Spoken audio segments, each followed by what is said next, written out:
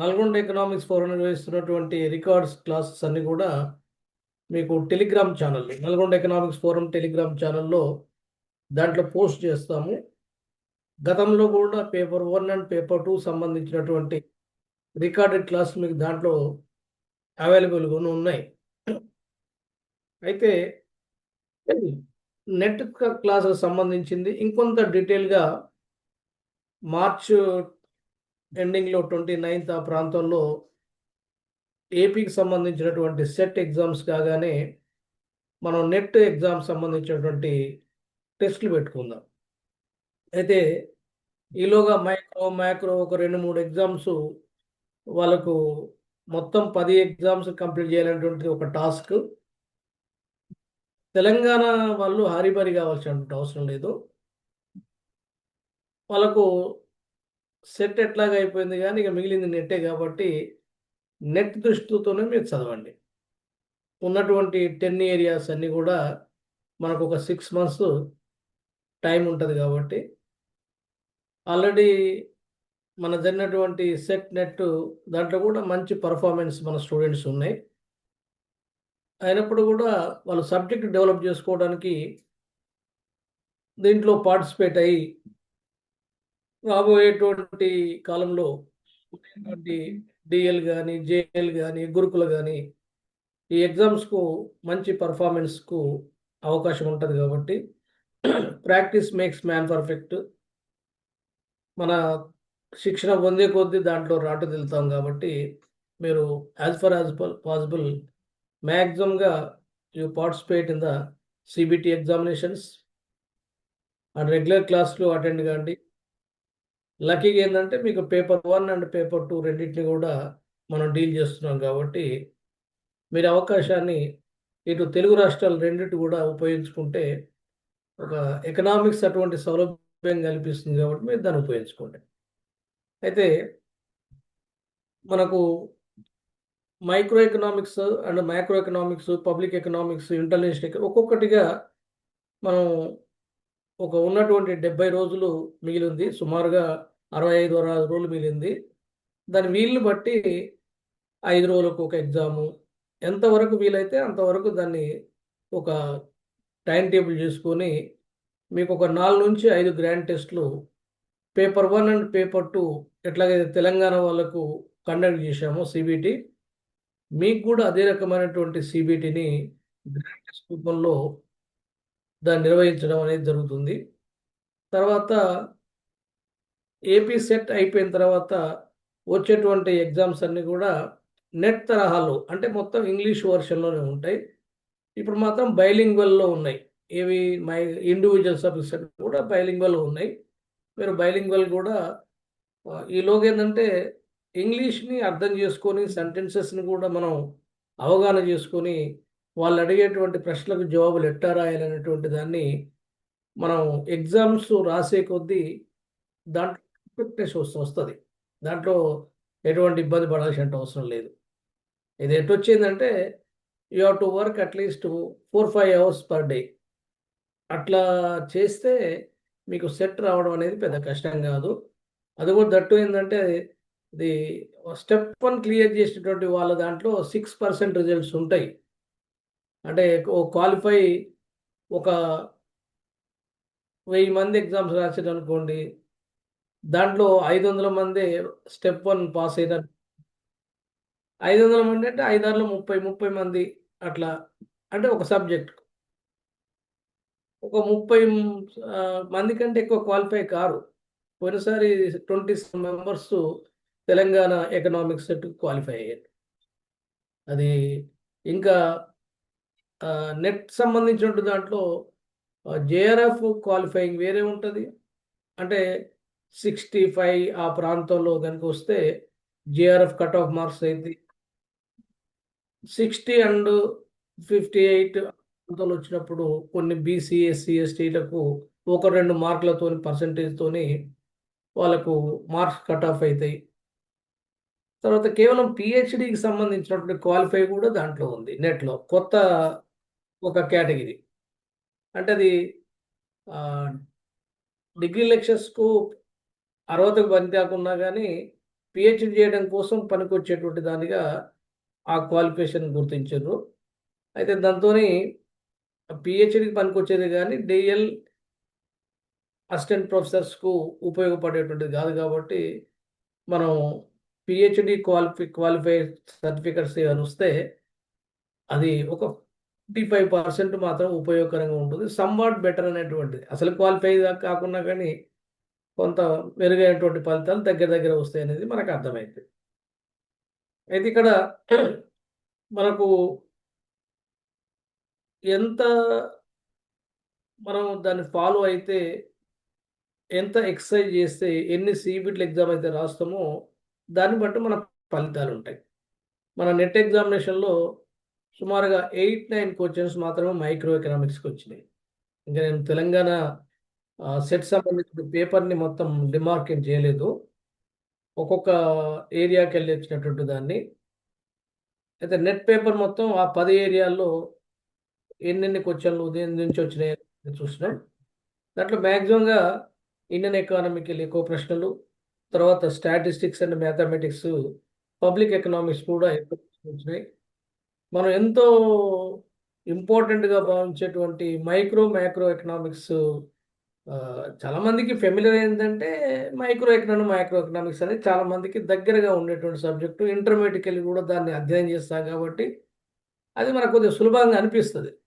కానీ ప్రశ్నలు అడిగేటువంటి తీరు విషయానికొచ్చినట్లయితే ఆ ప్రశ్న యొక్క సరళి అంత సులభంగా ఉండదు. అది స్పూన్ ఫీడింగ్ లాగా డైరెక్ట్‌గా క్వెషన్స్ అనేవి మీకు కనపడవు. మనకు లోతైనటువంటి అవగాహన ఉంటే తప్పిస్తే, అంటే దాంట్లో డీప్ నాలెడ్జ్ ఉంటే తప్పిస్తే, ఆ ప్రశ్నలకు జవాబు రాయడం అనేది సాధ్యం కాదు. ఇవన్నీ దృష్టిలో పెట్టుకొని మనం ఎప్పటికప్పుడు వాటిని తర్ఫీదు చేసుకుంటూ పోతే, మీకిస్తాను అన్నీ కూడా పవర్ పాయింట్స్ ఇస్తాను. పవర్ పాయింట్ అని కూడా ఇది కన్జ్యూమర్ బిహేవియర్ అనేది మైక్రో ఎకనామిక్స్‌లో ఒక భాగం. మొన్న మీకు సంక్షిప్తంగా చెప్పాను. సిలబస్ కూడా మీరు ఒకసారి చూడండి. కన్జ్యూమర్ బిహేవియర్‌లో ఏమేమి అంశాలుంటాయి? అంటే మామూలుగా కన్జ్యూమర్ బిహేవియర్ ఒక్క పదం చూసుకుంటే, దాంట్లో ఉండేటువంటి అనేకమైన అంశాలు మనకు రావాలి. దాంట్లో ముఖ్యంగా ఏందంటే, యుటిలిటీకి సంబంధించినటువంటి అంశాలు దాంట్లో ఉంటాయి. యుటిలిటీ అంటే ఏమిటి? ప్రయోజనానికి సంబంధించినటువంటివి. ప్రయోజనంలో కార్డినల్ ప్రయోజనము అంటే ఆర్డినల్ ప్రయోజనం అని 2 రకాలుంటాయి. క్షీణోపాంతప్రయ సిద్ధాంతం, the law of diminishing marginality, equi marginality, సమూహప్రయ సిద్ధాంతం, తర్వాత కన్జ్యూమర్ సర్ప్లస్, వినియోగదారుని మిగులు, ఇవన్నీ కూడా యుటిలిటీ అనాలిసిస్‌లో ఉండేటువంటి భాగాలు. అంటే ముఖ్యంగా ఆ కార్డినల్ సంఖ్యలు అంటే ఏమిటి అనే దానికి ఒక సంఖ్యను ఇంకో సంఖ్యను పోల్చడానికి గాని, ఒక సంఖ్య ఇంకో సంఖ్యగా పెద్దదా, చిన్నదా అని చెప్పడానికి గాని, ఒకదానికంటే అది ఎన్ని రెట్లు పెద్దది, అది ఎన్ని రెట్లు చిన్నదని చెప్పడం గాని, మనకు కార్డినల్ యుటిలిటీలో సపోజు నంబర్ తీసుకుందాం. అసలు యాక్చువల్‌గా ఏందంటే ఇవి గణిత శాస్త్రాలకి వచ్చిన నంబర్స్ ఇవి. కార్డినల్ నంబర్స్ అంటే ఏంది? 1, 2, 3, 4, 5, 6, 100, 200, 300 ఇట్లా నంబరింగ్ అవన్నీ కూడా కార్డినల్ సంఖ్యలనేటువంటి పదంతో మనం పిలుస్తాం. అంటే ఇక్కడ ఏంది 1, 100, 2 తీసుకుందాం. 1 కంటే 100, 100 రెట్లు పెద్దది. 100, 1 పోల్చినప్పుడు 100 అంటే 1 100 కంటే 100 రెట్లు చిన్నది అని చెప్పేసి ఏది పెద్ద సంఖ్య, ఏది చిన్న సంఖ్య అని మనం క్లియర్‌గా చెప్పడానికి అవకాశం ఉంది. 50, 100 అంటే 50 కంటే 100 2 రెట్లు ఎక్కువ అనేటువంటి విషయం. 25, 100 4 రెట్లు ఎక్కువని ఇట్లా సంఖ్యలు చూడగానే అది ఎంత పెద్దది, ఎంత చిన్నది అని చెప్పడానికి అవకాశం ఉంది. ఆ సంఖ్యల ఆధారంగా మనకు ది లా ఆఫ్ డిమినిషింగ్ మార్జినాలిటీ అనేటువంటి సిద్ధాంతాన్ని మొట్టమొదటిగా గాస్ అనేటువంటి ఆర్థికవేత్త ప్రతిపాదించిండు. అభివృద్ధి చెందించినటువంటి వ్యక్తి మాత్రం ఆల్ఫ్రెడ్ మార్షల్. అయితే కార్డినల్ యుటిలిటీ అనేటువంటిది మనకు చివరికి మార్షల్ పేరు మీద చెప్పుకుంటాం. 1890లో ప్రిన్సిపల్స్ ఆఫ్ ఎకనామిక్స్ అనే గ్రంథంలో అతడు విశ్లేషణాత్మకంగా దీని మీద బాగా కృషి చేసినటువంటి వ్యక్తిగా మనం చెప్పుకుంటాము. తర్వాత ఈ సిద్ధాంతాలన్నీ కూడా ఈక్వి మార్జినిటీకి తర్వాత ది లా ఆఫ్ డిమినిషింగ్ మార్జినిటీకి ఉన్నటువంటి ప్రధానమైనటువంటి తేడా ఏంటిదంటే, ది లా ఆఫ్ డిమినిషింగ్ మార్జినిటీలో ఒక వస్తువుని తీసుకొని ఆ వస్తువు యొక్క సంఖ్యను పెంచే కొద్దీ ఆ వస్తువుకెళ్ళి లభించేటువంటి అదనపు ప్రయోజనం ఏదైతే ఉందో, అదనపు ప్రయోజనాన్ని ఏమంటాం ఇక్కడ మనం? మార్జినల్ యుటిలిటీ అంటాం. Additional benefit, additional utility. అసలు యుటిలిటీ అంటే ఏమిటి? ప్రయోజనం అంటే ఏమిటి అనేదాన్ని మనం ఒక మాటలో చెప్పుకోవాల్సి వచ్చినప్పుడు, ప్రయోజనం అంటే మానవునికి ఉన్నటువంటి కోరికలు తీర్చగలిగే వస్తువుకు ఉండేటువంటి శక్తి.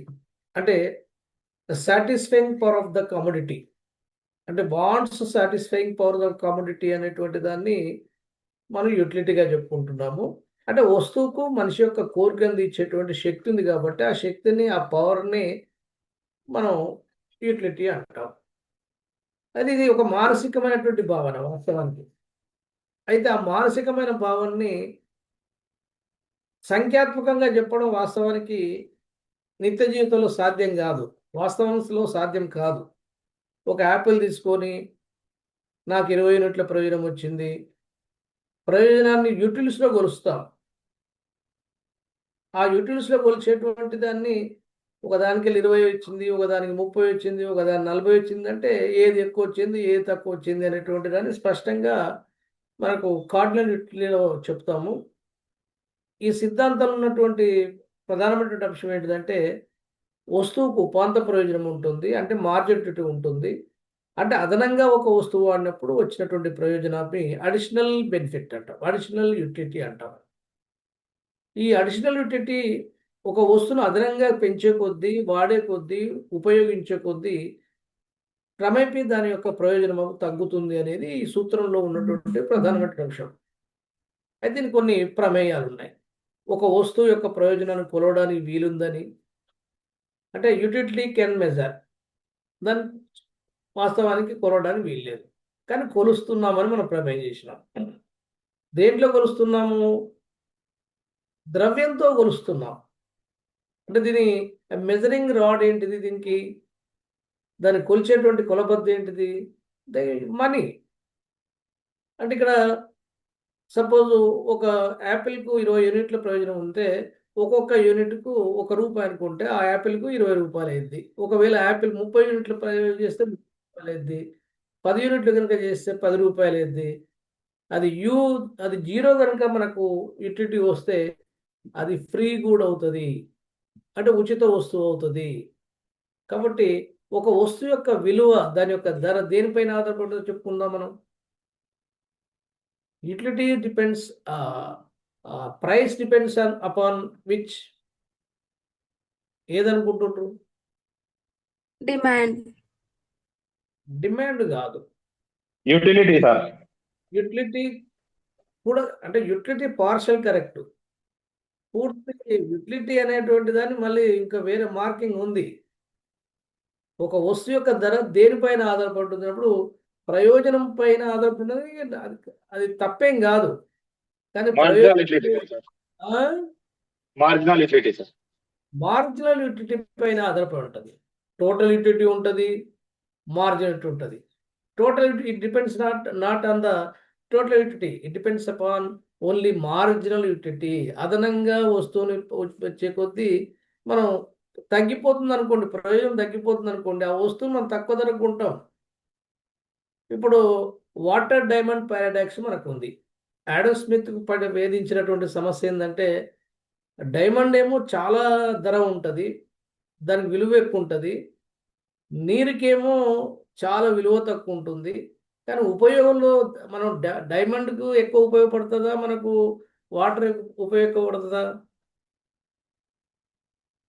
వాటర్ ఉపయోగిత ఎక్కువ సార్. ఉపయోగపడుతుంది, కానీ దాని ధర లేదు. డైమండ్ దాన్ని తీసుకొని చచ్చిపోతాం. డైమండ్ మనం ఇంటేక్ చేస్తే మరణిస్తాం కదా! అటువంటి దానికేమో ఏమైనా ఆభరణాలకు, దానికి షో పుటప్ కోసం పెట్టుకునేటువంటి డైమండ్‌కేమో కోట్ల రూపాయల ధర ఉంటది. మన ప్రాణం నిలుపుకోవడానికి ఉపయోగపడేటువంటి వాటర్‌కేమో నో ప్రైస్ అట్ ఆల్. అంటే ఆల్మోస్ట్ ఆల్ ఫ్రీ గుడ్. అంటే ఇప్పుడు మన బిస్లరీ వాటర్ ఇవి అది కాకుండా జనరల్గా వాటర్ ఎటువంటి వస్తువు అంటే నేచురల్గా లభించేటువంటి వర్షాధారం ధర వచ్చేది నదీ ప్రాంతంలో ఉన్నటువంటిది. మనం ఎక్కడ ఎవరికైనా ఇంటికి పోయిన తర్వాత కొద్దిగా వాటర్ ఇస్తామంటే డబ్బులు అడుగుతారు ఎవరన్నా? ఫ్రీగా ఇస్తారు కదా. ఏదో హోటల్ పోయి నాకు వాటర్ బాటిల్ అంటే వాడు ప్రైస్ అడుగుతారు, కానీ వాటర్కు వాస్తవానికి నో ప్రైస్ ఎట్ ఆల్. ఎందుకని దాని ప్రైస్ లేదు? For the what reason? దాని క్వాంటిటీ ఎక్కువ ఉంది కాబట్టి మార్జినాలిటీ తక్కువ ఉంది సార్. క్వాంటిటీ ఎక్కువ కాదు, అది క్వాంటిటీ ఎక్కువ ఉండడానికి ఒక కారణం అయితే దాని యూటిలిటీ అనేది జీరోకి వచ్చేసింది. అంటే ఏ వస్తువు అయితే మనకు ప్రకృతి సిద్ధంగా విపరీత పరిమాణంలో లభిస్తుందో ఆటోమేటిక్గా దాని యొక్క యూటిలిటీ అనేది జీరోకి వస్తుంది. జీరో కనుక యూటిలిటీ వస్తే ఏమి యూటిలిటీ వస్తుంది? మార్జినిటీ. ఎప్పుడైతే ఉపాంత ప్రయోజనం శూన్యమవుతుందో ఆ వస్తువు ఫ్రీ కూడా అవుతుంది. మనకు గాలి, సూర్యరశ్మి చాలా అవసరమే. మన గాలికి ఎటువంటి 2-3 నిమిషాలు లేకపోతే మనకు ఊపిరి సరపకుండా మరణిస్తాం. అటువంటి ఆక్సిజన్కు అంటే గాలి అంటే దాంట్లో రకరకాల గాలి ఉన్నప్పుడు మనకు కావాల్సిన ఆక్సిజనే కదా. అది ప్రకృతి సిద్ధంగా విపరీతంగా మనకు లభిస్తుంది కదా. కాబట్టి దాన్ని we are not paying any price because it అబండెంట్గా మనకు విపరీతంగా పుష్కలంగా మనకు ప్రకృతి సిద్ధంగా లభిస్తుంది కాబట్టి we are not paying any price. అది కారణం. అందుకని ఇక్కడ యూటిలిటీ అనగానే దాంట్లో టోటల్ యూటిలిటీ ఉంటుంది, మార్జినల్ యూటిలిటీ ఉంటుంది. టోటల్ యూటిలిటీ పెరగవచ్చు, వస్తువులు పెరిగే కొద్దీ వాడే కొద్దీ టోటల్ యూటిలిటీ పెరుగుతుంది. కానీ మార్జినల్ ఏమైంది? క్రమేపీ తగ్గుతుంది. అందుకని మనకి ఎగ్జాంపుల్ ఏం తీసుకుంటాము? మొట్టమొదటి వస్తువు 10 యూనిట్లు ఇచ్చింది అనుకుంటాము. రెండో వస్తువుకి 2 తగ్గించుకుంటూ పోతే తర్వాత 8, తర్వాత 6, తర్వాత 4, తర్వాత 2, తర్వాత 0, తర్వాత -2. నెగిటివ్ కూడా అంటే మార్జినిటీ కూడా నెగిటివ్గా వచ్చేటువంటి పరిస్థితి కూడా మనం చూసినాం. బాగా తిన్నటువంటి వ్యక్తి అంటే కడుపు నిన్నటువంటి వ్యక్తి కనుక ఇంకా మనం తినమని చెప్తే వాడు ఉన్నది బయటికి వెళ్ళి రావడానికి ఒక వామిటింగ్ చేసుకునేటువంటి పరిస్థితి కూడా వస్తుంది. అంటే ఆసక్తి బదులు ఏమైంది? విరక్తి వస్తువు మీద. అంటే ఇక్కడ దీని అంతా కూడా ఏంటంటే ఇది ఏ వ్యక్తి పట్లైనా ఒక వస్తువు పట్ల మొట్టమొదటి ఆసక్తి ఉండొచ్చు, కానీ వాటిని ఎక్కువ మోతాదులో కనుక వాడితే వాటి యొక్క ప్రయోజనం అనేటువంటిది దాని మార్జిన్ అనేది తగ్గిపోతుంది అనేటువంటిది ఈ సిద్ధాంతం యొక్క భావన. దీన్ని 1854లో గాసన్ అనేటువంటి ఆర్థికవేత్త చెప్పిండు. దీన్ని డెవలప్మెంట్ చేసింది మాత్రము ఆల్ఫ్రెడ్ మార్ష్. దాని యొక్క సిద్ధాంతం యొక్క లక్ష్యం ఏంటిదంటే ఏదైనా ఒక వస్తువుని పెంచుకుంటూ పోతే అంటే వాడుకుంటూ పోతే వినియోగదారులు లభించేటువంటి అడిషనల్ బెనిఫిట్ ప్రయోజనంతో క్రమేపీ తగ్గుతుంది అనేటువంటిదే దీని భావం. మరి కార్డినల్ యూటిలిటీ అయిపోయింది, ఆర్డినరీ 2 రకాలు. కార్డినల్ యూటిలిటీలో మనం చెప్పుకునేటప్పుడు ఇక్కడ మొత్తం ప్రయోజనము, ఉపాంత ప్రయోజనం అని కూడా మార్క్ చేసిన మనం.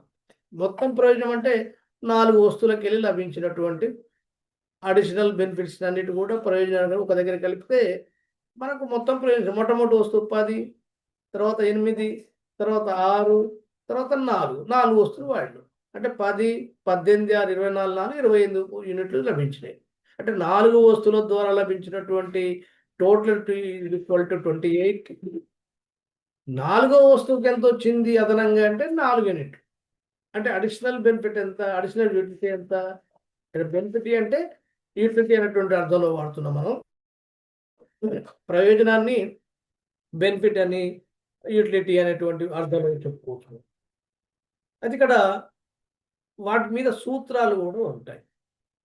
అంటే టోటల్ యూటిలిటీ ఆఫ్ ఎన్ వస్తువులు వాడినప్పుడు వచ్చిన ప్రయోజనము minus total utility of n-1 అంటే ఒకటి తక్కువ. అంటే అది ఎట్లా వస్తుంది? మనకు 4 వస్తువుల మొత్తం ప్రయోజనమేమో 28, n కంటే ఒకటి తక్కువ. 3 వస్తువుల ప్రయోజనము 18, 18, 24, 28 - 24 24 అవుతుంది. అంటే 28 - 24 4 అనేది 4వ వస్తువు యొక్క అదనపు ప్రయోజనము, మార్జినిటీ అనేది ఇట్లా మనం చెప్పుకుంటాము. అయితే ఇది ఎక్కడైతే మొత్తం ప్రయోజనము మ్యాక్సిమం అవుతుందో, గరిష్టం అవుతుందో అక్కడ ఉపాంత ప్రయోజనం ఏమైంది? 0 అవుతుంది. Where marginal utility becomes zero, the total utility will become maximum. అంటే అది మ్యాక్సిమం పాయింట్ చేరుకుంటుంది. ఎప్పుడైతే మార్జినిటీ కనుక మైనస్ లెవెల్కి వెళ్ళిపోద్దో, -2, -4, -6 వెళ్ళిపోద్దు, అంటే ఇంకా అదనపు వస్తువులు కనుక వాడితే వచ్చేటువంటి ప్రయోజనం రుణాత్మకం అవుతుంది. అప్పుడు టోటల్ యూటిలిటీ కూడా డౌన్ఫాల్ అవుతుంది. అంటే after reaching maximum point it will decrease, it will come down. అంటే ఎప్పుడు కమ్ డౌన్ అవుతుంటుంది టోటల్ యూటిలిటీ? మార్జినిటీ కనుక మైనస్కి వెళ్ళిపోయినప్పుడు టోటల్ యూటిలిటీ అనేటువంటిది తగ్గిపోయి క్షీణించేటువంటి ఆస్కారం ఉంది. ఇది మనం అంతా కూడా ది లా ఆఫ్ డిమినిషింగ్ మార్జినిటీలో చెప్పుకుంటాం. చెప్పుకునే ముందు దీనికి కొన్ని ప్రమేయాలు కూడా చెప్పుకున్నాం మనం ముందే. ప్రమేయాల మీద కూడా మనకు అవగాహన లేకపోతే వాడు ప్రశ్నలు అడిగేటువంటి విధానంలో ప్రమేయాలకు వెళ్ళి అడగవచ్చు, ఆ సిద్ధాంతంలో వచ్చినటువంటి వివరణకి వెళ్ళి అడగవచ్చు, దాని బ్యాక్గ్రౌండ్లో ఎవరు చెప్పిండ్రు అనేటువంటి ఆర్థికవేత్తల పేర్లు అడగవచ్చు. ఇట్లా ఒక సిద్ధాంతాన్ని, ఒక కాన్సెప్ట్ మనం చూసినప్పుడు దాన్ని భిన్న కోణాలకు వెళ్ళి దాన్ని అధ్యయనం చేయాల్సి వస్తుంది. అంటే ప్రశ్న అనేటువంటిది మనకు ఎట్లా అడుగుతారు అనేటువంటిది అడిగేటువంటి వ్యక్తి యొక్క ఆలోచన విధానం, ఆ సబ్జెక్ట్లో ఉన్నటువంటి లోతైన అవగాహన బట్టి వాళ్ళు అడిగేటువంటి పద్ధతిని మనం దాన్ని రీచ్ కావాలి. ఆ రీచ్ కావడానికి మనం ఎన్ని రకాల ప్రాబిలిటీస్ ఉంటాయో, ఎన్ని రకాల కాన్సెప్ట్ మనం వాళ్ళు అడగడానికి వీలుందో అన్ని రకాలు కూడా మనం దాన్ని ప్రిపరేషన్గా ఉండాలి. ఈక్వి మార్జినిటీకి ది లా ఆఫ్ డిమినిషింగ్ మార్జినిటీకి ఉన్నటువంటి తేడాని ఇక్కడ ఏం చెప్పుకోవచ్చు మనం? అక్కడే ఒకటే వస్తువు తీసుకుందాం మనం.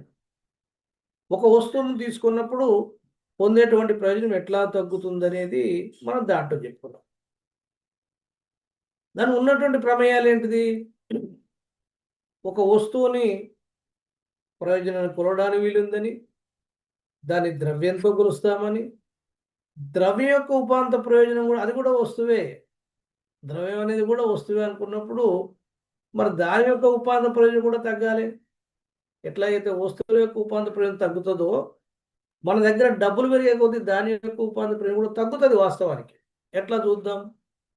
ఒక మామూలు పేద వ్యక్తికి భిక్ష అధికారం, భిక్షగాడు చాలా పూర్ ఉన్నటువంటి వ్యక్తి, అటువంటి వ్యక్తి దగ్గర ఒక 100 రూపాయల నోటు, 500 రూపాయల నోటు ఉందనుకుందాం. అది printed by Reserve Bank of India, no doubt. అది ఇట్లా చూపించినప్పుడు అది 500 రూపాయలు. మన మార్కెట్లో పోతే 500 రూపాయలకు వాడెంతకైనా గవ్య వస్తువులు వస్తాయి, మనకైనా గవ్య వస్తువులు వస్తాయి.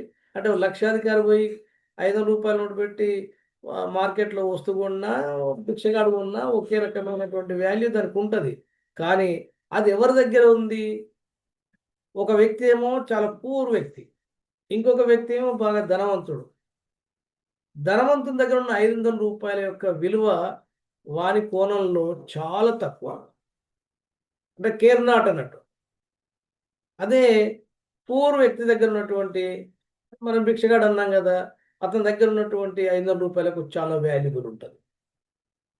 అంటే వ్యక్తిని బట్టి ఉపాంత ప్రయోజనం మారిన చూడండి. రిజర్వ్ బ్యాంక్ ఆఫ్ ఇండియా ముద్రించినటువంటి 500 రూపాయలు ఉంటే వ్యక్తిని బట్టి, అది ఉన్నటువంటి ప్లేస్ని బట్టి దాని యొక్క యూటిలిటీ కూడా చేంజ్ అయ్యింది. అయితే ఇట్లా చేంజ్ కావద్దు. అది భిక్షాధికారి దగ్గర, భిక్షగాని దగ్గర ఉన్నా, లక్షాధికారి దగ్గర ఉన్నా దాని యొక్క ఉపాంత ప్రయోజనం ఎట్లా ఉండాలి? కాన్స్టాంట్గా ఉండాలి, స్థిరంగా ఉండాలి. ఒకవేళ స్థిరంగా లేకపోతే అది కరెక్ట్గా మెజర్మెంట్ చేయదు. ఆ వస్తువుల యొక్క ప్రయోజనం కొలవడానికి, ఎందుకంటే అది measuring rod of the utility. అది ఉపాంత ప్రయోజనాన్ని కొలవడానికి, అంటే ఒక వస్తువు యొక్క ప్రయోజనం కొలవడానికి దాని మెజర్మెంట్ ఏంటిది అంటే మనీ. మరి మనీ యొక్క ఉపాంత ప్రయోజనం తగ్గింది అనుకోండి, అప్పుడు 100 ఒక మీటర్ అంటే 100 సెంటీమీటర్లు, అది 100 ఎక్కడ కొలిచినా కానీ 100 సెంటీమీటర్లు ఉండాలి. అంతేగాని ఒకసారి 90 సెంటీమీటర్లు, ఒకసారి 80 సెంటీమీటర్లు, ఒకసారి 100 సెంటీమీటర్లు, ఇట్లా డిఫరెంట్ మెజర్మెంట్ చూపిస్తే, అయితే మెజర్మెంట్ అనేటువంటిది అది స్టాండర్డ్ ఉండాలి. కాబట్టి ద్రవ్య యొక్క ఉపాంత ప్రయోజనం అనేది స్థిరంగా ఉండడం అనేది ది లా ఆఫ్ డిమినిషింగ్ మార్జినిటీలో ఒక ప్రధానమైనటువంటి ప్రమేయం కూడా. ఇంకోటి ఏంది, అభిరుచులు అలవాట్లు అన్నీ కూడా మారకుండా ఉండాలి, స్థిరంగా ఉండాలి. వినియోగానికి మధ్య అంటే కన్జంప్షన్ మధ్య ఇప్పుడు మనం చాలా వరకు ఏంటంటే ఒక వస్తువును వినియోగిస్తున్నాం, ఒక బనానా తింటున్నాము, ఒకటో బనానా తీసుకున్నాం, రెండో బనానా తీసుకున్నాం, మూడో బనానా కంటిన్యూగా తినుకుంటూ పోతే ఒక 5-6 బనానాస్ దగ్గర మనకు ఇక దాని స్టాచురేషన్ పీరియడ్ వస్తుంది. అప్పుడు ఆ వస్తువు పట్ల మనకు ఆసక్తి బదులు విరక్తి వస్తుంది. అట్లా కాకుండా గంటకు ఒక అరటిపండు మనం బనానా తీసుకున్నాం అనుకోండి, అప్పుడు ఈ సిద్ధాంతం పనిచేయదు. సిద్ధాంతం పనిచేయాలంటే వినియోగానికి మధ్య ఎటువంటి టైం గ్యాప్ ఉండొద్దు, కాలాంతరం ఉండొద్దు. కంటిన్యూగా వినియోగం చేసి మొదలు పెడితే కంటిన్యూగా అవుతుండాలి. ఇంకోటి ఏంటి, అది వ్యవహారిక పరిమాణంలో ఉండాలి వస్తువు అనేటువంటి. బనానా అంటే దానికి సైజు ఉంటుంది, అంతేగాని చిన్న చిన్న ముక్కలు చేసి చిన్న మన పలారాలో పెట్టేటువంటి చిన్న పీస్ చేసి ఇది బనానా అని చెప్పేస్తే చిన్న ముక్కేసి మొట్టమొదటి దానికంటే రెండోది ఇంకా టేస్ట్ అనిపిస్తుంది. ఏ కప్ ఆఫ్ టీ అంటే ఒక కప్పు 2 కప్పులు కప్తో మనం పోస్తాం. ఏ గ్లాస్ ఆఫ్ వాటర్, అంతేగాని స్పూన్ ఆఫ్ వాటర్ కాదు, ఏ స్పూన్ ఆఫ్ టీ కాదు, ఏ డ్రాప్ ఆఫ్ వాటర్ కాదు. ఒక చుక్క నీళ్ళు తీసుకొచ్చి నీకు నీరు పోసినట్టే కుదరదు కదా. నీరంటే గ్లాస్ ఆఫ్ వాటర్. అట్లా ఎట్లా తీసుకుంటున్నామంటే ఒక పరిమాణంలో తీసుకుంటాం, ఒక వ్యవహారిక పరిమాణం తీసుకుంటున్నాం. అట్లా వాటి యొక్క మెజర్మెంట్కు ఒక స్టాండర్డ్ మెజర్మెంట్ ఉంటుంది. వాటిని మనం ఉపయోగించేటువంటి చూసినప్పుడు టీ అనగానే a cup of tea, water అనే గ్లాస్ ఆఫ్ వాటర్, ఇట్లా వస్తువుకు సంబంధించినటువంటి దాని యొక్క క్వాంటిటీలో దాని సైజు అనేటువంటిది అందరికీ మార్కెట్లో ఆమోదయోగ్యంగా ఉండాలి. ఎక్కువ పెద్దగా కానీ, ఎక్కువ తక్కువ చిన్నది కానీ, సైజు కానీ ఉండకుండా ఉండేటువంటి పరిస్థితి ఉండాలి. ఇవన్నీ కూడా అభిరుచులు అలవాట్లో మార్పు ఉండదు, టేస్ట్లో మార్పు ఉండొద్దు. ఇవన్నీ కూడా ప్రమేయాల మీద కూడా మనకు కమాండ్ ఉన్న తర్వాత ఈ క్షీణోపాత సిద్ధాంతం అనేది చాలా వెల్ నోన్ సిద్ధాంతం. ఇంటర్మీడియట్కి వెళ్ళి మనం చూస్తుంటాం కాబట్టి దీని మీద ఏ ప్రశ్న వచ్చినా కానీ మనం సమాధానం అంటే మనకు తెలుసు అనేటువంటి ఒక భావంతో ఉంటాం. కానీ దీంట్లోకి వెళ్ళి ప్రశ్న వచ్చినా కానీ రకరకాల తిప్పులు తిప్పేసి అర్థం కానటువంటి పరిస్థితి ఉంటాయి. కాబట్టి మనం దీంట్లో చిన్న పామునైనా పెద్ద కట్టతో కొట్టాలన్నట్టుగా అన్ని రకాల ప్రాబిలిటీస్ ఎట్లా ఉంటాయి, దీన్ని ఎట్లా ఆడటానికి వీలు ఉంటుంది, కాన్సెప్ట్ అనేది చాలా ఇంపార్టెంట్. బిట్లు చూసి మనం మోసపోవద్దు. కనుక మీరు ఎప్పుడైనా నెట్ కానీ సెట్ కానీ అకాడమిక్ ఈజ్ డిఫరెంట్. మన ఇంటర్మీడియట్ ఎగ్జామ్ రాసినాము, డిగ్రీ రాసినాము, పీజీ రాసినాము. అకాడమిక్ ఎట్లా ఉంటుంది, కొంత మ్యాటర్ రాస్తే మనకు వచ్చింది రాంది కొన్ని దగ్గర రాసుకుంటూ పోతాం, కొన్ని మార్కులు పడతాయి. ఒక 10 మార్కులు ఉంటే ఒకటికి 8 పడతాయి, ఒకటి 9 పడతాయి, ఒకరికి 6 పడతాయి, ఒక 4 పడతాయి. కొద్ది కాన్సెప్ట్ బట్టి మనం వివరించేటువంటి దాన్ని బట్టి అవి మనకు వస్తుంది. కానీ బిట్ క్వశ్చన్స్ అన్ని కూడా మల్టిపుల్ ఛాన్స్ అంటే ఎంసీక్యూ క్వశ్చన్స్ అని కూడా 1 ఆర్ నన్ వస్తే 1 లేకపోతే 0. మనకి ఎంత జాగ్రత్త ఉండదు చూడండి. ఇచ్చిన 4 ఆప్షన్లు ఆల్మోస్ట్ ఆల్ అన్ని మనకు కరెక్ట్ అనిపిస్తుంటాయి, అంటే ఫెమిలియర్గా ఉంటాయి. ఆ ఫెమిలియర్గా ఉన్నప్పటికీ కూడా వాటిలో కరెక్ట్ ఆన్సర్ ఏందని మనం పికప్ చేయగలగాలి. మరి ఈక్విమార్జినిటీ ఇక్కడ ఒక వస్తువు కాకుండా ఒక వస్తువు కంటే ఎక్కువ అంటే మోర్ దెన్ 1, 2, 3, 4 ఎన్నైనా కావచ్చు. అయితే ఈ వస్తువులు వాడేటప్పుడు అతని దగ్గర ఉన్నటువంటి లిమిటెడ్ ఇన్కమ్ని వాటి మీద ఖర్చు పెట్టేటప్పుడు అన్ని వస్తువుల యొక్క ఉపాంత ప్రయోజనాలు సమానమయ్యేటట్టు చూసుకొని అది పొందేటువంటి తృప్తి గరిష్టంగా ఉండేటట్టు చూస్తాడు. అంటే మ్యాక్సిమం సాటిస్ఫాక్షన్ వాడికి వస్తుంది. అతని దగ్గర ఒక 100 రూపాయలు ఉన్నాయనుకోండి, వాడు ఒక 4 వస్తువులు కొంటున్నాడు. ఆ 4 వస్తువుల యొక్క మార్జినల్ యూటిలిటీ కూడా చివరికి సమానం కావాలి. దేంతో సమానం కావాలి? అతని దగ్గర ఉన్న ద్రవ్యం యొక్క ఉపాంత ప్రయోజనంతో సమానం కావాలి. అట్లా ఖర్చు పెడతారు కాబట్టి దాన్ని ఈక్వి అంటే ఈక్వల్గా అయినటువంటి మార్జినల్ యూటిలిటీ అని చెప్తాము. దీని తెలుగులో సమ ఉపాంత ప్రయోజనం అట్లా అతను ఉపయోగించినప్పుడు, తన దగ్గర ఉన్న ద్రవ్యాన్ని ఉపయోగించినప్పుడు అతను పొందేటువంటి తృప్తి మ్యాక్సిమం ఉంటుంది. అందుకే దీన్ని ఏమంటాము, మ్యాక్సిమైజేషన్ ప్రిన్సిపల్ అంటాం. అంటే దాని యొక్క తృప్తి అనేటువంటిది, ప్రయోజనం అనేటువంటిది మ్యాక్సిమం వరకు చేరుకుంటాడు. ఇట్లా మనకు ఈ ప్రిన్సిపల్ని ఈక్వి మార్జిన్ అంటాము. అట్లాగే మ్యాక్సిమం సాటిస్ఫాక్షన్ వచ్చేటువంటి ప్రిన్సిపల్ చెప్తాం. ఇంకోటి సబ్స్టిట్యూషన్ ప్రిన్సిపల్ అంటాం మనం. సబ్స్టిట్యూషన్ ఎట్లా ఎందుకు వచ్చిందంటే, మనకు వస్తువులు వాడేటప్పుడు 3-4 వస్తువులు వాడేటప్పుడు ఏ వస్తువు ఎక్కువ తృప్తి అయితే మనకు వస్తుందో ఆ వస్తువును ముందుగా మనం కొనుగోలు చేస్తాం. అంటే తక్కువ వస్తువుకు వచ్చేటువంటి వస్తువుకు బదులుగా ఎక్కువ తృప్తి వచ్చేటువంటి, ఎక్కువ ప్రయోజనం ఇచ్చేటువంటి వస్తువులు మనం సబ్స్టిట్యూట్ చేస్తాం. కాబట్టి దీన్ని సబ్స్టిట్యూట్ ప్రిన్సిపల్ కూడా అంటారు. Maximum principle, equi marginal, substitute, ఇట్లా అన్ని వస్తువుల యొక్క ప్రయోజనాలు సమానమైనప్పుడు అతడు పొందేటువంటి తృప్తి ఈక్విలిబ్రియం. కాబట్టి కన్జ్యూమర్ ఈక్విలిబ్రియం అని కూడా అంటారు.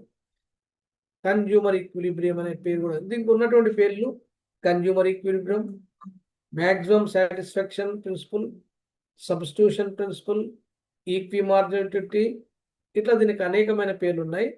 అయితే ఈ రెండు సిద్ధాంతాలని మొట్టమొదటి సిద్ధాంతంలో గాసెన్ ఫస్ట్ లా అంటాము. సెకండ్ దాన్నేమో గాసెన్ సెకండ్ లా అంటాం. ఈ పేర్లు కూడా మనకు తెలిసి ఉండాలి. గాసెన్ ఫస్ట్ లా ఏంటిది, గాసెన్ సెకండ్ లా ఏంటిది. దీంట్లో కూడా ప్రయోజనాలు ఆల్మోస్ట్ ఆల్ దాంట్లో ఎట్లయితుంటో అవే ప్రయోజనాలు ఉంటాయి. అదనంగా ఏంటిదంటే, అతని దగ్గర ఉన్నటువంటి ద్రవ్యాన్ని మొత్తం కూడా ఖర్చు చేస్తాడు. అంటే వినియోగదారుడు ఇంకా ఏం సేవింగ్ చేయడు. అతని దగ్గర 100 రూపాయలు ఉంటే 100 రూపాయలే ఖర్చు చేస్తాడు. 1000 రూపాయలు ఉంటే 1000 రూపాయలు అతను ఉపయోగించే వస్తువునే ఖర్చు చేస్తాడు. అతని దగ్గర ఎన్ని రూపాయలు ఉన్నా కానీ వస్తువునే ఖర్చు చేసి పొందేటువంటి ప్రయోజనము తన యొక్క దగ్గర ఉన్నటువంటి ద్రవ్య యొక్క ప్రయోజనంతో సమానం అయ్యేటట్టు చూసి, అన్ని వస్తువుల యొక్క ఉపాంత ప్రయోజనాలు సమానమయ్యేటట్టు చూసి ఖర్చు చేయడం అనేటువంటిది దీంట్లో ఈక్వి మార్జిన్లో ఉన్నటువంటి అంశం. తర్వాత మరి దీంట్లో భాగంగానే కన్జ్యూమర్ సర్ప్లస్ అనేటువంటిది ఇంకొకటి. కన్జ్యూమర్ సర్ప్లస్ అనే కాన్సెప్ట్ కూడా కార్డినల్కి వెళ్ళి తీసుకున్నటువంటిది. అయితే కన్జ్యూమర్ సర్ప్లస్ అంటే వినియోగదారుడు కొనడానికి ఇష్టపడే ధర, తర్వాత వినియోగదారుడు వాస్తవంగా వస్తువుని కొనుగోలు చేసేటట్టు ధరకు ఉన్నటువంటి వ్యత్యాసాన్ని మనం కన్జ్యూమర్ సర్ప్లస్ అంటాము. దీనికి సంబంధించిన మ్యాథమెటికల్ కాన్సెప్ట్స్ కూడా ఉన్నాయి. అయితే ఇక్కడ కన్జ్యూమర్ సర్ప్లస్ సంబంధించి, తర్వాత యూటిలిటీ సంబంధించినటువంటి పీడిఎఫ్, దాంట్లో కాల ప్రయోజనము, ఆకార ప్రయోజనము, సేవ ప్రయోజనము, పొజెషన్ యూటిలిటీ, ఆ కాన్సెప్ట్ కూడా మీకు ఇచ్చాను. వాటిని కూడా చూడండి. అయితే ఇక్కడ యూటిలిటీ అనగానే యూటిలిటీ ఉన్నటువంటి రకాలు ఏంటి తెలవాలి. యూటిలిటీ అంటే అర్థం తెలవాలి. దాంట్లో కార్డినలిటీ, ఆర్డినలిటీ అనే 2 రకాలు తెలవాలి. తర్వాత కార్డినలిటీ చెప్పుకుంటప్పుడు టోటల్ యూటిలిటీ అండ్ మార్జిన్ తెలవాలి. టోటల్ యూటిలిటీ మార్జిన్ తీసుకున్న తర్వాత మనకు the law of diminishing marginality సిద్ధాంతం తెలవాలి. ఒక వస్తువు ఉపయోగించినప్పుడు, ఒక వస్తువు కంటే ఎక్కువ వస్తువులు ఉపయోగించినప్పుడు పొందేటువంటి తృప్తి స్థాయి అనేటువంటిది ఈక్వి మార్జినిటీ ఎట్లా ఉంటుంది, దాని సిద్ధాంతం ఎట్లా ఉంటుంది, ఎట్లా సమతుల్యం చెందుతాడు, అది మ్యాక్సిమైజేషన్ ప్రిన్సిపల్ అంటాము, సబ్స్టిట్యూషన్ ప్రిన్సిపల్ అంటాము, ఈక్వి మార్జిన్ అంటాము, కన్జ్యూమర్ ఈక్విలిబ్రియం అంటాము. ఇట్లా దానికి రకరకాల 4 పేర్లు మనం దీన్ని చెప్పుకున్నాం. అయితే గాసన్ ఫస్ట్ లా, గాసన్ సెకండ్ లా అనే పేర్లు కూడా వీటికి ఉన్నటువంటి విషయాన్ని కూడా మనం గుర్తుపెట్టుకోవాలి. ప్రమేయాలు గుర్తుపెట్టుకోవాలి. వీటి యొక్క ఇంపార్టెన్స్ ఏంటిది అనేది కూడా మనకు రావాలి. ఇప్పుడు ఒక వస్తువు విలువ కలుపుకోవడానికి విలువ సిద్ధాంతానికి ఇది ప్రాతిపదిక. అంతకుముందు డైమండ్ అండ్ వాటర్ పారాడాక్స్ అని ఆడమ్ స్మిత్ డైలమా ఉన్నటువంటి దాన్ని విలువ సిద్ధాంతానికి ఇది ఎందుకు ఒక వస్తువు యొక్క విలువ ఎక్కువ ఉంటుంది, ఒక వస్తువు యొక్క విలువ తక్కువ ఉంటుంది అని చెప్పినప్పుడు మనకు ఆ వస్తువు యొక్క ఉపాంత ప్రయోజనాన్ని బేస్ చేసుకునే దాని వాల్యూ ఉంటుంది. పుష్కలంగా ఉన్నటువంటి వస్తువుల యొక్క ఉపాధి ప్రయోజనం జీరోకి వస్తుంది కాబట్టి అవి మనకు విరివిగా లభించినప్పుడు వాటి యొక్క ఉపాధి ప్రయోజనం తగ్గిపోయి శూన్యమైంది. అవి మనకు ఫ్రీగా లభిస్తాయి. వాటర్ లాంటిది. మనకు ప్రయోజనంలో విలువలు ఉంటాయి. విలువ అనగానే మనం ధర అనేటువంటి దాంట్లో ఉంటాయి. అంటే వినిమయ విలువ, ఒక వస్తువుకు బదులుగా ఇంకొక వస్తువుని ఎక్స్చేంజ్ చేసుకున్నప్పుడు దాని value in exchange. Value in exchange అంటే ఒక వస్తువుకు బదులుగా ఇంకో వస్తువు మనం మార్చుకోవడానికి వీలుంటే అది వాల్యూ ఇన్ ఎక్స్చేంజ్ అంటాము. అట్లా కాకుండా వాల్యూ ఇన్ యూజ్, ఉపయోగంలో ఉండే విలువ. గాలికి ఉపయోగంలో చాలా విలువ ఉంది. నీటికి ఉపయోగంలో చాలా ఉంది. కానీ వాటికి వినిమయ విలువ లేదు. ఉపయోగంలో విలువ ఉన్నంత మాత్రం దానికి వినిమయ విలువ ఎక్కువ ఉండాలి రూల్ ఏం లేదు. ఉపయోగంలో విలువతో పాటు వినిమయ విలువ ఉండాలంటే దాని యొక్క ఉపాంత ప్రయోజనం అధికంగా ఉండాలి. కాబట్టి ఒక వస్తువు యొక్క ధర అనేది దాని మార్జినలిటీ పైన ఆధారపడి ఉంటుంది అనేది మనకు స్పష్ట సంబంధించినటువంటి అంశాలు చెప్పిన తర్వాత ఇండిఫరెన్స్ కర్వ్ సంబంధించినటువంటి అంశాలు మనకు ఇదే బిహేవియర్లో ఉన్నాయి. అయితే ఇండిఫరెన్స్ కర్వ్ సంబంధించినటువంటి దాంట్లో ఈ ఆర్డినల్ యూటిలిటీకి సంబంధించినటువంటి హిక్స్ డెవలప్ చేసినటువంటి ఎడ్జ్వర్త్ వీళ్ళు మొట్టమొదటిగా దీన్ని మెల్లమెల్లగా దాన్ని అభివృద్ధి తీసుకొచ్చేసి మనకు ఒక వస్తువుని ప్రయోజనాన్ని యూనిట్లో కొనడానికి అవకాశం లేదు. అయితే ఒక వస్తువు కంటే ఇంకోటి బెటరా అంటే దీనికంటే అది కొంచెం ఎక్కువ సాటిస్ఫాక్షన్ అని చెప్పడానికి అవకాశం ఉన్నటువంటి ఆర్డినల్ యూటిలిటీ. అది ఎట్లా అక్కడ 1, 2, 3, 4 అనేటువంటి ఉదాహరణ తీసుకుంటే ఇక్కడ 1వ, 2వ, 3వ, 4వ అనే ఉదాహరణ తీసుకుంటారు. న్యూమరికల్ ఇది కూడా గణిత శాస్త్రకి వచ్చినటువంటిది.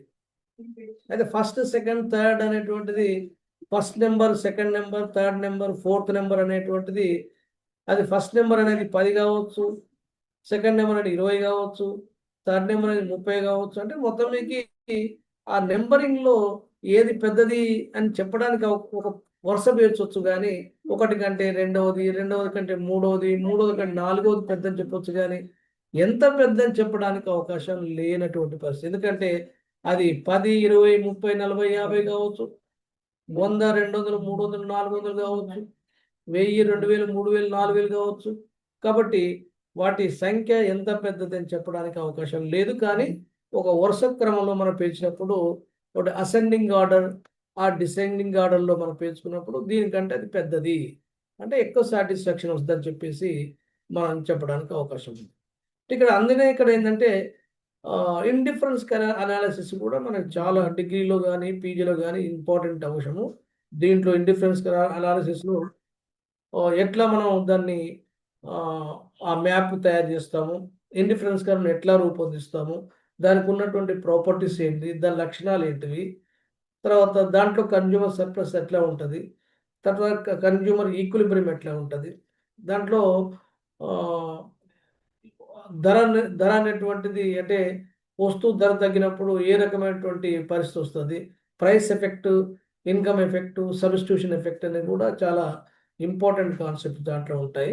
వస్తువుల యొక్క నేచర్ని కూడా గిఫెన్ కూడా అది సుపీరియర్ కూడా నార్మల్ కూడా అనేటువంటిది ఇండిఫరెన్స్ కర్వ్ అనాలిసిస్లో మనం అర్థం చేసుకోవడానికి అవకాశం ఉంది. ఇవే కాకుండా డిమాండ్ సంబంధించినటువంటి అంశాలు కూడా కన్జ్యూమర్ బిహేవియర్లో వచ్చేటువంటి మరొక అంశం. ఇది మనకు ఎన్ని రకాల డిమాండ్స్ ఉన్నాయి. డిమాండ్ అంటే అర్థం ఏంటిది అంటే ఒక డిమాండ్ సూత్రం వేరు, డిమాండ్ నిర్వచనం వేరు. ఒక వస్తువు ఒక నిర్ణీత ధర వద్ద అంటే ఆ వస్తువుకు ధర ఉంది, ఓ 10 రూపాయల వద్ద ఆ వస్తువు ఎక్స్ అనేటువంటి వస్తువు 10 రూపాయల వద్ద ఫలానా రోజు అంటే 23rd జనవరి నాడు అది ఒక 1000 వస్తువులు అమ్ముడుపోయింది అనుకుందాం. అంటే ఇక 10 ఎక్స్ అనేటువంటి వస్తువు నిర్ణీత కాలంలో 23వ తారీఖు నాడు నిర్ణీత ధర వద్ద 10 రూపాయల వద్ద వినియోగదారులు కొనడానికి సిద్ధంగా ఉన్నటువంటి వస్తు రాశి 1000. మన ఎగ్జాంపుల్ కాబట్టి 1000 ఆ వస్తువు యొక్క డిమాండ్. డిమాండ్ అంటే ఒక వస్తువును ఒక నిర్ణీత కాలంలో ఒక ధర వద్ద వినియోగదారుడు కొనడానికి సిద్ధంగా ఉన్నటువంటి వస్తురాశిని మనం డిమాండ్ అంటాము. డిమాండ్ నిర్వచనం అట్లది. మరి డిమాండ్ సూత్రం ఏంటిది? వస్తువుకు ధరకు దాని యొక్క డిమాండ్కు మధ్య ఉన్న సంబంధాన్ని మనం ద లా ఆఫ్ డిమాండ్ అంటాం. లా ఆఫ్ డిమాండ్ అంటే ధరకు డిమాండ్కు మధ్య ఉన్న డిమాండ్ రకాలంటే ఏంటిది? డిమాండ్ రెండు రకాలుగా ఉంటుంది. ఒకటి ప్రత్యక్ష డిమాండ్, ఇంకోటి పరోక్ష డిమాండ్. డైరెక్ట్ డిమాండ్ అంటే డిరైవ్డ్ డిమాండ్ అని ఇంగ్లీష్లో అంటాం మనం. సాధారణంగా వినియోగ వస్తువులు అంటే కన్జ్యూమర్ గూడ్స్ ఒక డిమాండ్ అంతా కూడా డైరెక్ట్గా మనం నేరుగా లేదా ప్రత్యక్షంగా వాటిని కొనుగోలు చేస్తాము, వాటిని ఉపయోగిస్తాము. వాటికి ఉన్నటువంటి తృప్తి ప్రయోజనం ద్వారా మనం తృప్తి పొందుతాం, సాటిస్ఫాక్షన్ పొందుతాము. డిమాండ్ చేయడం అంటే ఆ వస్తువులు ప్రత్యక్షంగా డిమాండ్ చేయడం, వినియోగదారుల వైపుకి వెళ్ళి వినియోగదారుడు వస్తువు డిమాండ్ చేయడం అంటే ప్రత్యక్షం చేయడమే. అయితే ఈ వస్తువులు తయారు కావాలంటే ఉత్పాదక వస్తువులు అంటే ఈ యంత్రాలు, పరికరాలు వాటిని మనం నేరుగా డిమాండ్ చేయం. మనకు వస్తువులు కావాలి. ఆ వస్తువులు తయారు చేసే వస్తువులు మనకు ఇండైరెక్ట్గా డిమాండ్ చేస్తాం. దాన్ని డిరైవ్డ్ డిమాండ్ అంటాం, దాన్ని ఉత్పన్న డిమాండ్ అంటాం. అవి డిమాండ్ ఎవరు చేస్తారు? ఉత్పత్తిదారులు చేస్తారు. డిమాండ్ అనేటువంటిది వినియోగదారులు చేసేటువంటి వస్తువులన్నీ కూడా కన్జ్యూమర్ గుడ్స్ అయ్యి ఉంటాయి. ఉత్పాదక వస్తువులను డిమాండ్ చేయం. మనం ఎట్లా డిమాండ్ చేస్తాం? అవి ఇండైరెక్ట్గా డిమాండ్ చేస్తాం. కాబట్టి direct demand, indirect demand. Direct demand అన్ని కూడా కన్జ్యూమర్ గూడ్స్కి ఉంటాయి. ఇండైరెక్ట్ డిమాండ్ అంతా కూడా క్యాపిటల్ గూడ్స్కి ఉంటాయి. ఇక్కడ మరి డిమాండ్ నిర్ణయించేటువంటి అంశాలు ఏమిటి అనేది కూడా మనకు తెలవాలి. డిమాండ్ నిర్ణయించేటువంటి అంశాల్లో ప్రధానంగా ఒక వస్తువు ధరకు డిమాండ్కు మధ్య సంబంధం, విలోమ సంబంధం ఉంటుంది. There is inverse relation between price and demand. వస్తువు ధరకు డిమాండ్కు మధ్య ఉన్న సంబంధం మనకు క్లియర్గా ఎట్లా కనపడుతుంది అంటే అది వ్యతిరేకమైన సంబంధం ఉంటుంది. ఆ వ్యతిరేకమైన సంబంధం ధర డిమాండ్ ద్వారా మనకు తెలుస్తుంది. దీన్ని మొట్టమొదటి రకం అంటే ఏంటంటే డిమాండ్కు ధరకు ఉన్నటువంటి సంబంధాన్ని ధర డిమాండ్గా చెప్తాము. వినియోగదారుని ఆదాయం కూడా ఒక వస్తువు యొక్క డిమాండ్ ప్రభావితం చేసే అంశాల్లో ఒక ఇంపార్టెంట్. వినియోగదారుని ఆదాయం పెరిగే కొద్దీ వస్తువులు ఎక్కువ డిమాండ్ చేస్తాడు, ఆదాయం తగ్గే కొద్దీ తక్కువ డిమాండ్ చేస్తాడు. తర్వాత ప్రత్యామ్నాయపూర్వక వస్తువులను దీన్ని క్రాస్ డిమాండ్ అంటాము, జాత్యంతర డిమాండ్ అంటాము. అదే పూరక వస్తువులు కానీ లేకపోతే ప్రత్యామ్నాయ వస్తువులుగా ఉండేటువంటి డిమాండ్ ఏమో మనం క్రాస్ డిమాండ్ అంటాము. కాబట్టి డిమాండ్ రకాలు ఉన్నప్పుడు 3 రకాల డిమాండ్. ఒకటి ప్రైస్ డిమాండ్, రెండవది ఇన్కమ్ డిమాండ్, మూడవది క్రాస్ డిమాండ్. అయితే వీటికి రిలేషన్షిప్ చూసేటప్పుడు ప్రైస్ డిమాండ్కు ఇన్వర్స్ రిలేషన్షిప్ ఉంటుందని చెప్పుకున్నాము. అయితే దాంట్లో గిఫెన్ గూడ్స్, ప్రెస్టేజియస్ గూడ్స్, విలాస వస్తువు లాంటివి ప్రెస్టేజ్ గూడ్స్ ఉన్నాయి కదా, అటువంటి వస్తువుల విషయంలో డిమాండ్కు సూత్రం పనిచేయదు. గిఫెన్ వస్తువుల విషయంలో కూడా డిమాండ్కు మినహాయింపుగా చెప్పుకుంటాం మనం. మరి ఆదాయం పెరిగే కొద్దీ కొన్ని సందర్భాల్లో వస్తువులు తక్కువగా వాడుకునేటువంటి సందర్భాలు ఉంటాయి. నాసిరకమైన వస్తువుల్ని తగ్గించుకుంటారు. ఇన్ఫీరియర్ గూడ్స్ని ఎవడైతే ఆదాయం పెరిగిందో వాడు వాడుకోడు. చీప్ క్వాలిటీ గూడ్స్ని ఇన్కమ్ పెరిగినప్పుడు వాళ్ళు వాడరు. కాబట్టి మేలు రకమైన వస్తువుల యొక్క ఆదాయం పెరిగే కొద్ది డిమాండ్ పెరుగుతుంది. నాసిరకమైన వస్తువుల విషయంలో ఆదాయం పెరిగే కొద్ది డిమాండ్ తగ్గుతుంది. ఇక పూరక వస్తువుల విషయంలో అంటే ఒక వస్తువు ధర పెరిగితే రెండవ దాని డిమాండ్ తగ్గటం, ఒక వస్తువు ధర తగ్గితే రెండవ దాని డిమాండ్ పెరగడం. అంటే పూరకం అంటే ఏంది? ఇక్కడ పాలు, పంచదార అనేది ఒకదానికి ఇంకోటి పూరకం. పాల ధర పెరిగింది అనుకోండి, పంచదార డిమాండ్ పడిపోద్ది. దానికి కారణం ఏంటంటే పాల డిమాండ్ కూడా పడిపోద్ది, పంచదార డిమాండ్. పాల ధర పెరగడం వల్ల దానికి పరోక్షంగా ఏంది? మనం పాలను తగ్గించుకుంటాం. ఆటోమేటిక్గా పంచదార డిమాండ్ కూడా తగ్గిపోద్ది. అట్లా కాకుండా టీ, కాఫీ ఉందనుకోండి, ఒక దాని ధర పెరిగితే రెండో దాని డిమాండ్ పెరుగుతుంది. కాఫీ ధర పెరిగింది అనుకోండి, టీ డిమాండ్ పెరుగుతుంది. కాఫీ ధర తగ్గిందనుకోండి, టీ డిమాండ్ తగ్గుతుంది. అంటే ఇది ఒక మాట చెప్పాలంటే ఒకదాని ధరకు ఇంకో దానికి డిమాండ్కు ఒక దానిదేమో ధర, రెండవ దానిదేమో డిమాండ్. ఒకటి ప్రత్యామ్నాయ వస్తువులు, రెండు ప్రత్యామ్నాయ వస్తువులు, ఒకదాని ధర తీసుకోవాలి, ఒకదాని డిమాండ్ తీసుకోవాలి.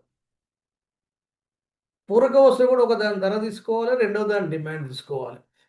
కానీ ధర డిమాండ్లో అదే వస్తువు యొక్క ధర, అదే వస్తువు యొక్క డిమాండ్ తీసుకుంటాం. వినియోగ ఆదాయ డిమాండ్లో వినియోగదారుని ఆదాయం తీసుకుంటాము, ఒక వస్తువు యొక్క డిమాండ్ తీసుకుంటాం. అంటే ఓఎక్స్ అక్షం పైన వస్తువు యొక్క డిమాండ్ తీసుకుంటాం. ప్రతి దాంట్లో కూడా ఓవై పైన వస్తువు ధర తీసుకున్నాం. మొట్టమొదటిలో ఆదాయం అప్పుడు ఓవై పైన ఆదాయం తీసుకున్నాము.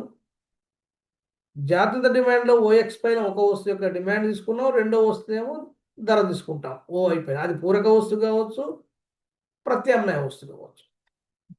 ఈ రకంగా డిమాండ్కు సంబంధించినటువంటి అంశాలన్నీ కూడా డిమాండ్లో రకాలు ఏంటిది, ధరలో మార్పు వల్ల డిమాండ్లో వచ్చేటువంటి మార్పు ఎట్లా ఉంటుందంటే దాన్ని ఒకటే డిమాండ్ రేఖ మీద చూపించవచ్చు. దీన్ని ఎక్స్పాన్షన్ అండ్ కంట్రాక్షన్ అంటాం. ఒకటే డిమాండ్ రేఖ మీదనే మనం ధర పెరిగినా తగ్గినా ఒకటే డిమాండ్ రేఖ మీద చూపిస్తాం. కానీ ఆదాయంలో మార్పు కానీ ప్రత్యామ్నాయ పూరక వస్తు ధరలో మాత్రం మార్పు వచ్చినప్పుడు మనం ఒకటే డిమాండ్ రేఖ మీద వాటిని చూపించలేము. అంటే demand curve shift to upward or downward. అది కుడివైపున కానీ ఎడవైపున కానీ కదులుతుంది. ఎప్పుడు అంటే ధర కాకుండా ధర నిర్ణయించేటువంటి మిగతా అంశాల్లో మార్పు వచ్చినప్పుడు డిమాండ్ రేఖ మారుతుంది.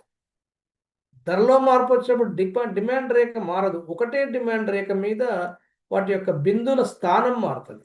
కాబట్టి డిమాండ్లో మార్పు, డిమాండ్ రేఖలో మార్పు. డిమాండ్లో మార్పు అంటే ఒకటే డిమాండ్ రేఖ మీద వచ్చినటువంటి మార్పుని, డిమాండ్ పెరిగిందనుకోండి అది ఎక్స్పాన్షన్ అంటాం, డిమాండ్ తగ్గిందనుకో అది కంట్రాక్షన్ అంటాం.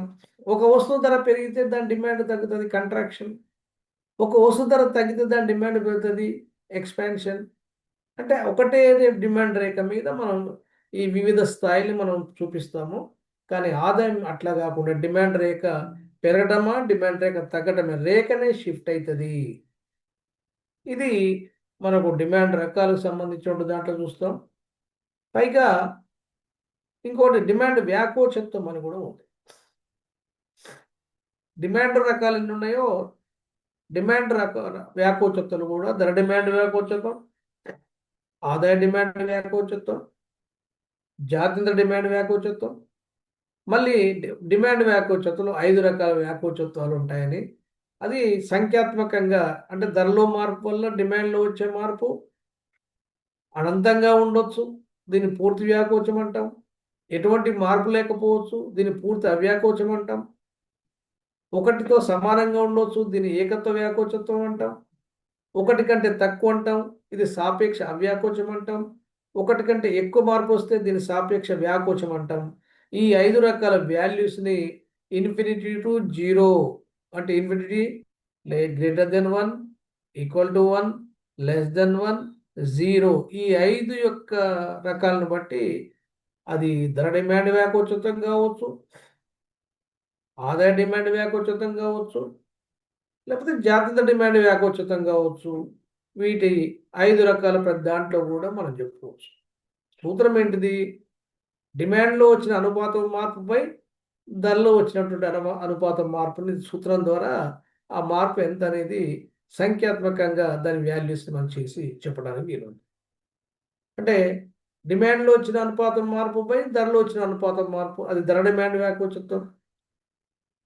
డిమాండ్లో వచ్చిన అనుపాతం మార్పుపై ఆదాయంలో వచ్చిన అనుపాతం మార్పు, అది ధర ఆదాయ డిమాండ్ వ్యాకోచత్వం. ఒక వస్తువు డిమాండ్లో వచ్చిన మార్పు, ఎక్స్ వస్తువు డిమాండ్లో వచ్చిన మార్పుపై వై ధరలో వచ్చిన అనుపాతం మార్పు, అది ఒకటి ప్రత్యామ్నాయ వస్తువు అయితే ఇంకోసారి పూరక వస్తువుని తీసుకొని జాతీయ డిమాండ్ వ్యాకోచత్వంగా మనం ఈ సూత్రాలు చెప్పుకోవచ్చు. అంటే ధర డిమాండ్ వ్యాకోచత్వం అయితేనేమో డిమాండ్లో వచ్చిన అనుపాతం మార్పుపై ధరలో వచ్చిన మార్పు, రెండు కూడా ఎక్స్ వస్తువే. ఎక్స్ ధరలో వచ్చిన మార్పు, ఎక్స్ డిమాండ్లో వచ్చిన మార్పే. అందుకనే మనం దీన్ని ఎక్స్ ధరలో వచ్చిన మార్పు, ఎక్స్ డిమాండ్లో వచ్చిన మార్పు అంటున్నాం. డిమాండ్లో వచ్చిన మార్పుపై ధరలో వచ్చిన మార్పు ఒకటే వస్తువుకు సంబంధించింది.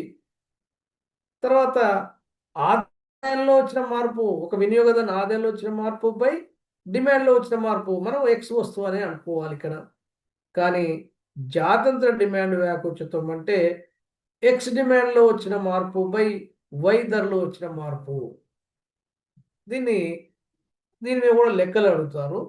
ఈ లెక్కలు, ఈ సూత్రాలు, ఇవన్నీ కూడా మనం దాని మీద కొంత అవగాహన ఉంటే, అంటే కన్జ్యూమర్ బిహేవియర్ అంటే ఏమిటంటే కేవలం ఒక్క సెంటెన్స్లో చూసినప్పుడు మనకు దీనికంటే ముందే డెఫినేషన్స్ మీద ఒక అవగాహన ఉండాలి. మనకు సిలబస్ లేకపోయినప్పుడు కూడా wealth definitions, welfare definition, scarcity definition, growth definitions మీద మనకు కొంత కమాండ్ ఉండాలి.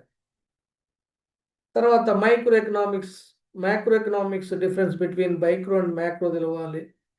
Deductive method and inductive method తెలవాలి. Positive science and normative science తెలవాలి. Partial equilibrium and general equilibrium అనేటువంటి కాన్సెప్ట్ తెలవాలి.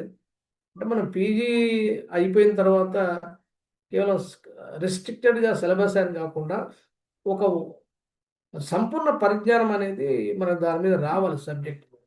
అప్పుడు మనం వాళ్ళు ఏ రకమైనటువంటి ప్రశ్న వచ్చినా కానీ వాటికి మనం సమాధానం రాయడానికి అవకాశం ఉంది. కాబట్టి మనకు మీరు మైక్రో ఎకనామిక్స్ అనగానే అన్ని ఒక్కొక్క టాపిక్ మనం చెప్పుకోవాలంటే ఒక మైక్రో ఎకనామిక్సే మనకు 60-70 రోజులు చెప్పుకోవచ్చు. కానీ మీకు అప్పటికి దాని మీద ఇంకా కొంత కసరత్తు చేసుకుంటూ, అవగాహన చేసుకుంటూ, అధ్యయనం చేసుకుంటూ పోతే మన కాన్సెప్ట్ ఓరియంటెడ్గా మీరు స్టడీ చేస్తే మంచి రిజల్ట్స్ ఉంటాయి. ఇంకా ఏమైనా సందేహాలు ఉంటే మళ్ళీ తర్వాత, ఎందుకంటే ఈ స్పీడ్ లేకపోతే మీకు అన్ని పంపిస్తారు కావచ్చు. అందుకే టెలిగ్రామ్ యాప్లో ఆల్రెడీ ఇవన్నీ ఉన్నాయి పీపీటీలు. ఈ పీపీటీలు అన్నీ కూడా ఇవాళ చెప్పుకున్నటువంటి పీపీటీలు అన్నీ కూడా మీకు వాట్సాప్లో పంపిస్తాను. లేకపోతే అన్ని మైక్రో ఎకనామిక్స్ ఒక దగ్గర బంచుకు టోటల్గా పంపించేటువంటి ప్రయత్నం చేస్తాను. వాటి చూడండి.